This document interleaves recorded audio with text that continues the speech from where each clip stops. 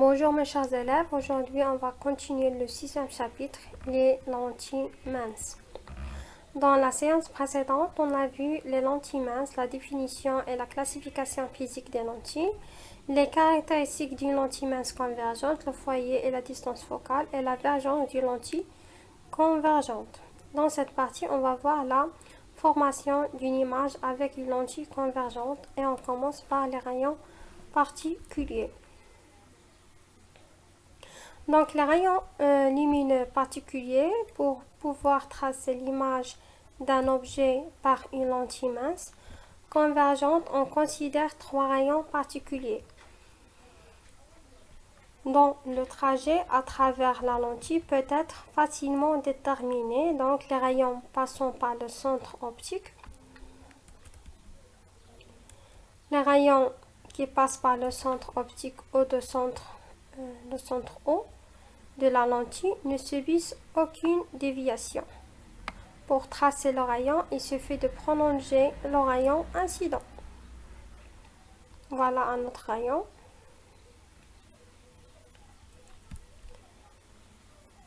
Donc les rayons lumineux passant par le centre optique.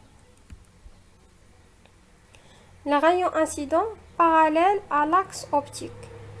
Le rayon incident parallèle à l'axe optique de la lentille. Donc les rayons parallèles à l'axe optique de la lentille forment des rayons émergents dirigés vers le foyer image F'.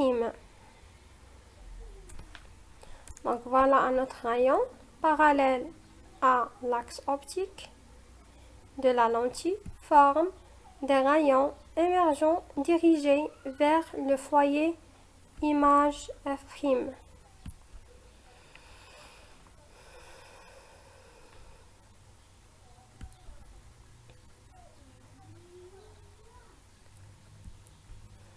Voilà le 4e rayon parallèle à l'axe optique et forme des rayons émergents dirigés vers le foyer image. Les rayons émergents parallèles à l'axe optique. Donc les rayons qui passent par le foyer objet sera parallèle à l'axe optique. Voilà le 2e rayon qui passe par le foyer objet F et après la lentille sera parallèle à l'axe optique.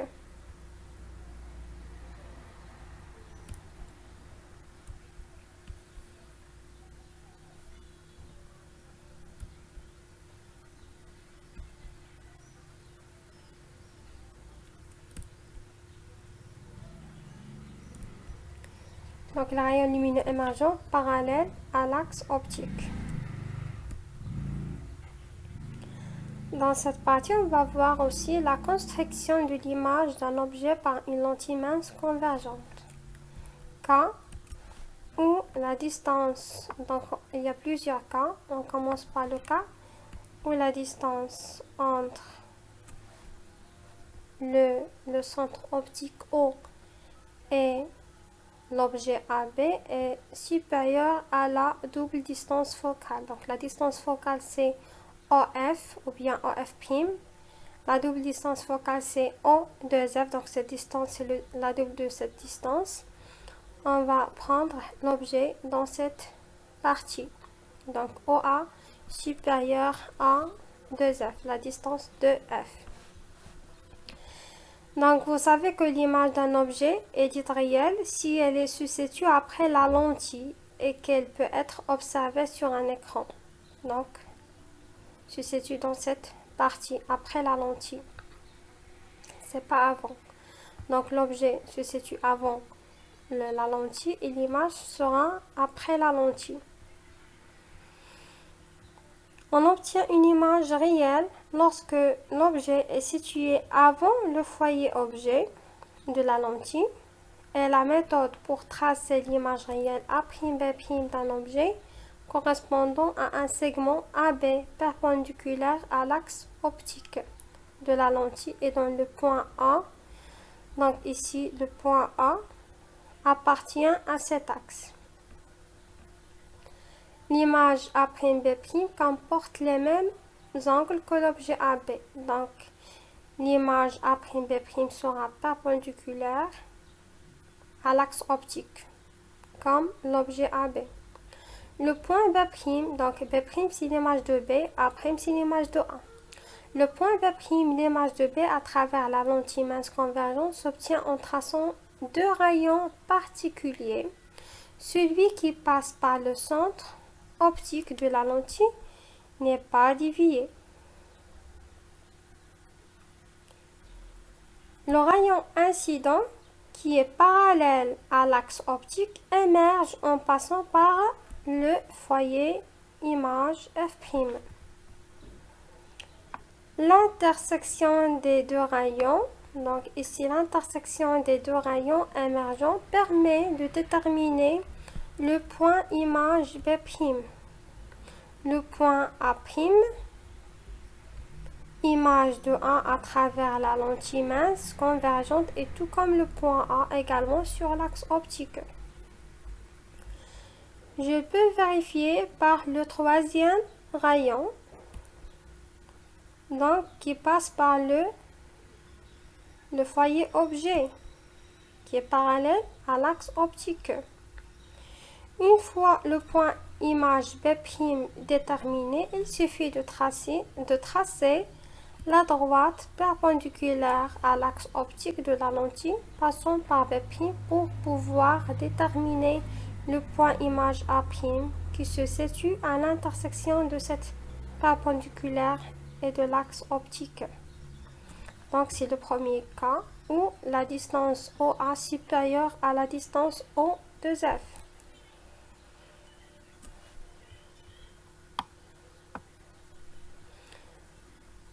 Donc on constate que l'image A'B' est inversée par rapport à l'objet AB. Deuxième cas, donc toujours l'objet AB perpendiculaire à l'axe optique. On trace le premier rayon qui passe par le centre optique et qui n'est pas dévié.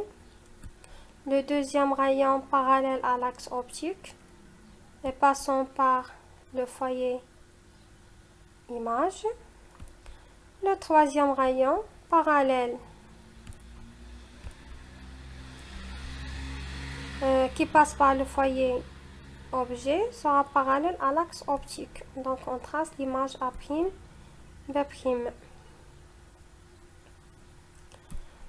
Donc le deuxième cas, la distance, l'objet AB se trouve dans OF, donc la distance de F, donc la double distance focale. Donc on met l'objet AB dans la distance de F. Le troisième cas, donc on met l'objet AB entre F et 2F. On trace le premier rayon qui passe par le centre O. Le deuxième rayon parallèle à l'axe optique et qui passe après par le foyer image. Le troisième rayon qui passe par le foyer objet et sera parallèle à l'axe optique. On trace donc l'intersection de ces rayons, c'est l'image B', donc B', l'image de A. On trace l'image A'B' de l'objet AB, donc l'image est renversée et l'image plus grande que l'objet.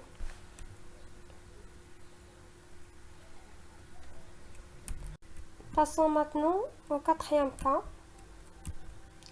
le cas où l'objet placé sur le foyer objet. Cas où l'objet placé sur le foyer objet de la lentille. On trace le premier rayon qui passe par le centre, le deuxième rayon parallèle à l'axe optique et après la lentille et il passe par le foyer image, F'. Dans ce cas, bien dans cette situation, les rayons lumineux émergeants de la lentille sont parallèles entre eux. On dit que l'image A'B' est rejetée à l'infini. Elle est visible à l'œil nu et peut se former sur un écran placé suffisamment loin de la lentille par rapport à sa distance focale. Dans le cinquième cas, l'objet placé entre le foyer objet F et le centre optique de la lentille. On trace le premier rayon, le deuxième rayon qui passe par le foyer image. Dans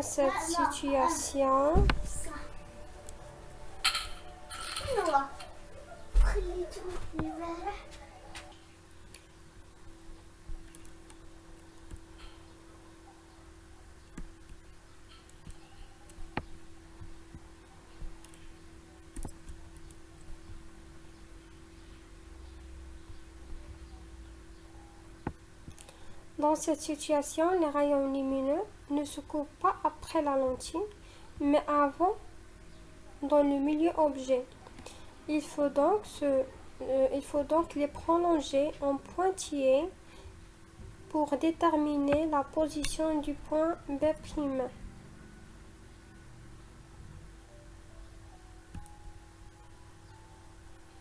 On trace le troisième rayon qui passe par le foyer objet. On prolonge ce rayon en pointillé et l'intersection de ces trois rayons, c'est la position du point B', l'image de B. Donc cette image est droite comme l'objet AB, perpendiculaire à l'axe optique. Mais cette image donc n'est pas réelle.